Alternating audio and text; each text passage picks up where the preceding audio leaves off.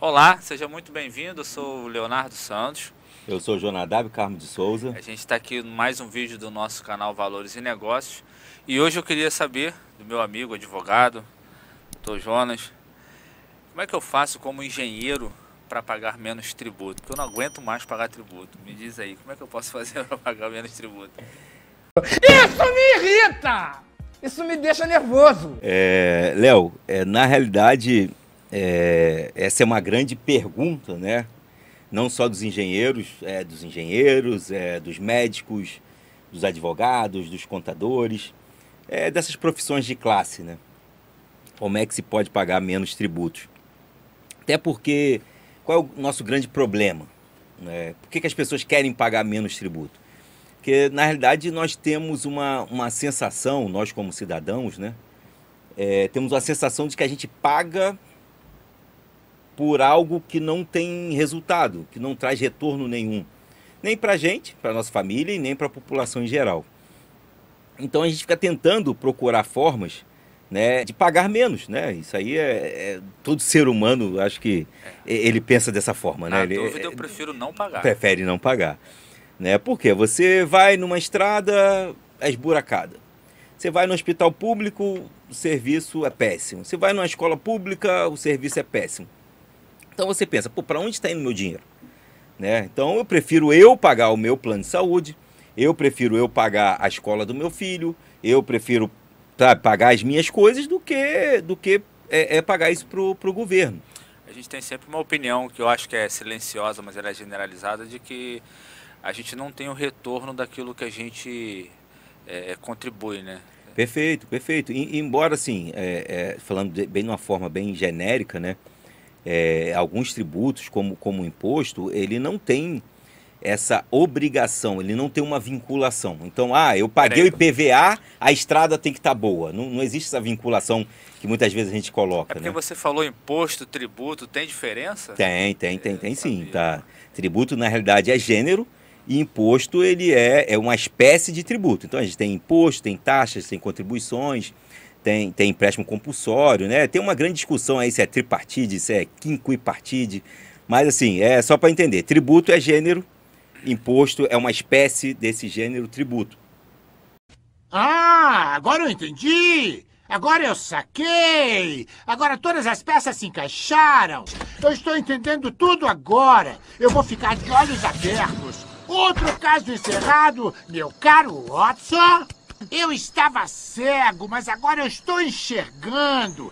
Agora tudo vai mudar. Então a gente tenta, né, a todo momento, pagar menos por causa disso, por causa dessa sensação de que o nosso dinheiro está mal investido. Então eu prefiro investir esse dinheiro ao invés de dar para o governo. E aí que sem querer ser falso moralista, mas o governo precisa. Ele tem essa necessidade de arrecadar. Porque o governo tem obrigações, né? Aí com saúde, com educação e tudo mais, por mais que a gente discorde, por mais que não seja de qualidade, mas tem obrigações de segurança pública, né? Então o governo tem essas obrigações a cumprir, né? Então qual seria a forma de um engenheiro, né, pagar menos, ou de um advogado, ou de um contador, ou de um médico? Né? Seria se transformar em pessoa jurídica, né?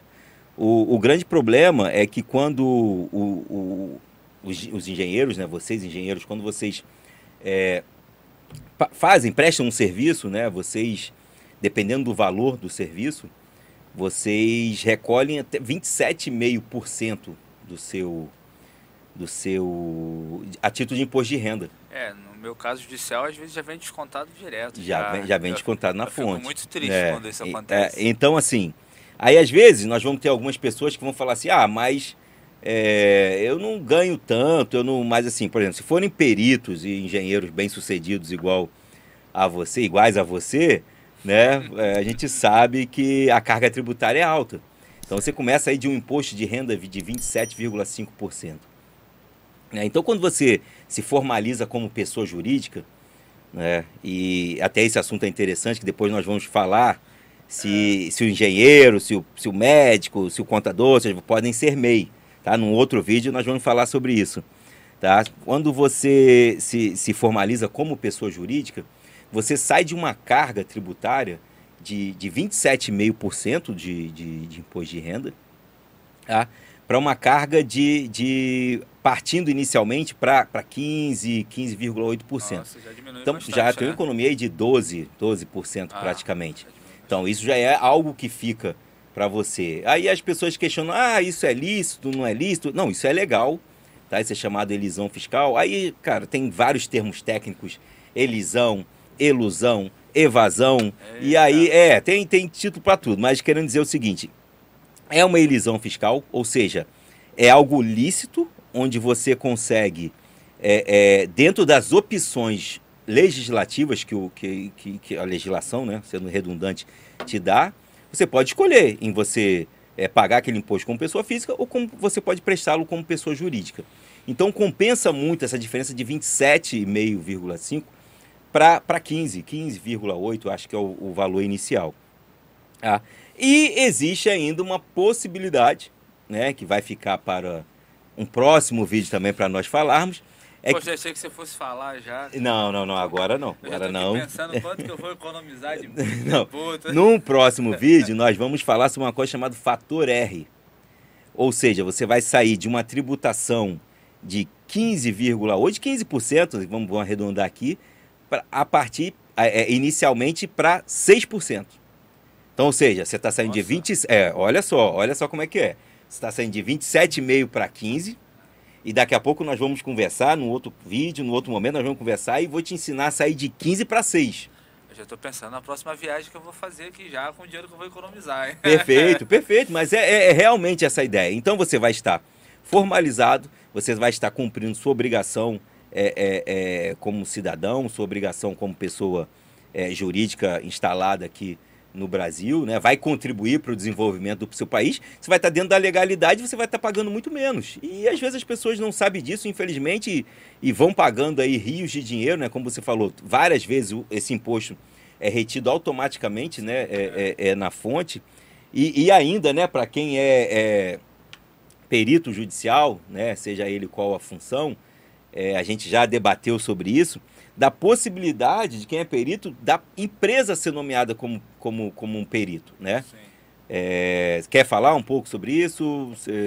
Porque assim, eu vejo diversos casos onde o juiz, ele nomeia a empresa, né, a empresa lá XPTO limitada, para que indique o profissional. Sim, perfeito, né? perfeito. Porque você tem que ter um profissional responsável, Sim, mas o juiz ele pode nomear a empresa, aí depois a gente vai discutir a questão jurídica do porquê o juiz nomeia a empresa. Perfeito.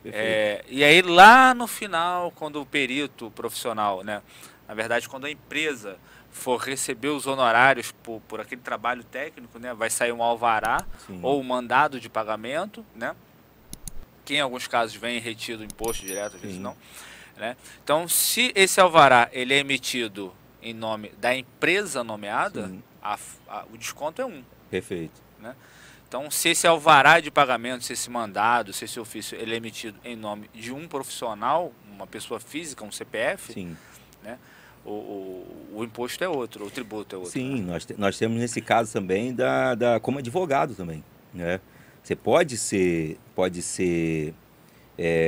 constituir uma pessoa jurídica, né, ser um escritório de advocacia formalizado como pessoa jurídica, você vai pagar muito menos imposto, muito menos tributo, né? E nos casos até dos alvarás judiciais, quando são expedidos também, e nos casos onde há retenção, né, o alvará pode sair em nome do escritório de advocacia, ou seja, da pessoa jurídica daquele advogado, né? E nós temos vários casos, hoje até de médicos, hoje tem uma decisão recente do STJ, falando sobre as clínicas médicas de redução do imposto de renda.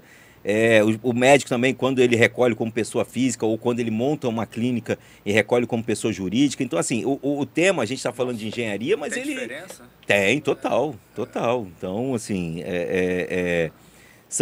na realidade, as pessoas, né, os profissionais têm que entender a contabilidade como um aliado. Né? Qual o grande problema hoje dos contadores? Os contadores não pensam o negócio do cliente. Né? Então o Leonardo chega lá simplesmente, olha, eu sou engenheiro, eu recebo 20 mil reais, 30 mil reais por mês, 40, 50 que seja, 10, né? E eu tenho que pagar o imposto de renda. E o contador, o que ele vai falar? É isso, tal. Ele vai lá, vai calcular o imposto de renda, 27,5, toma a sua guia, Leonardo, paga aí e se vira. Né? Ele não para. Opa, Léo, calma aí, você não precisa pagar 27,5. Pô, já está recolhendo esse valor? Já está ganhando esse valor? Calma aí, vamos pagar menos. Né? Porque o que acontece é as pessoas olharem para o contador como um fiscal do governo que está ali, né? Só te dá obrigações, só te dá despesa e ainda te cobra por isso, só né? Traz problema e ainda me cobra. Só te traz problema. Mais, né?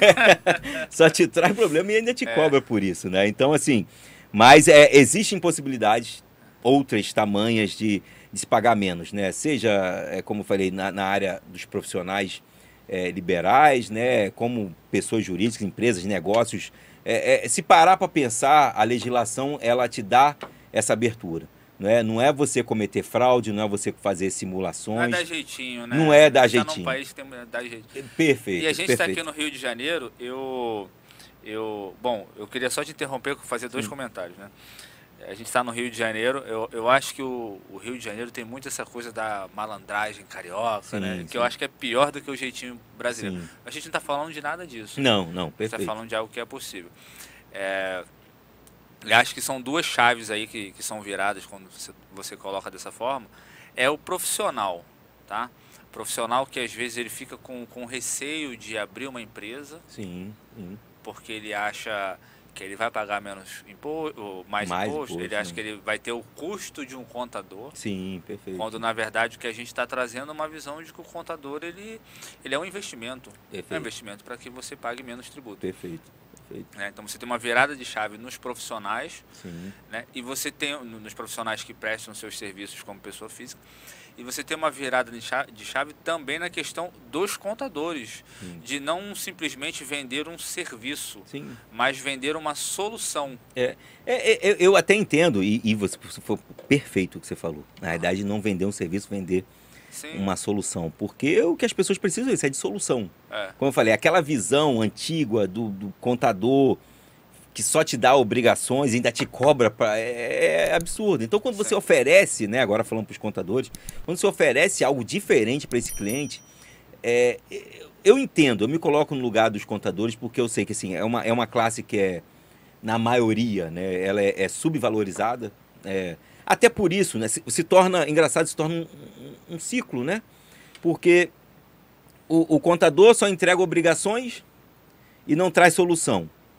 O empresário paga mal o contador porque ele nem queria pagar o contador, tanto que... Nem queria que aquele cara tivesse perfeito. Ali. E aí, tanto que na hora que a coisa aperta, na hora da crise, primeiro que ele para de pagar é o contador. Sim. Né? E aí o contador ganha mal e aí também não tem condições de oferecer soluções e vai só ficando entregando guia. Então a gente vai ficando num círculo. Então está na hora das pessoas acordarem, tanto os contadores, né, que querem mudar o seu quadro atual, o seu momento atual, quanto as empresas que têm que ter o contador como aliado para estruturar. E olha que a contabilidade é muito mais ampla, tá? A gente está falando de tributo só, mas a discussão aqui é muito maior.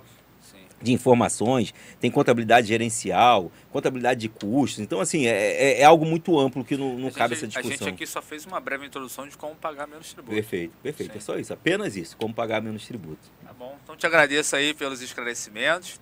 E vamos aí, segue a gente, inscreve no canal e até o próximo vídeo. Now the world don't move to the beat of just one drum.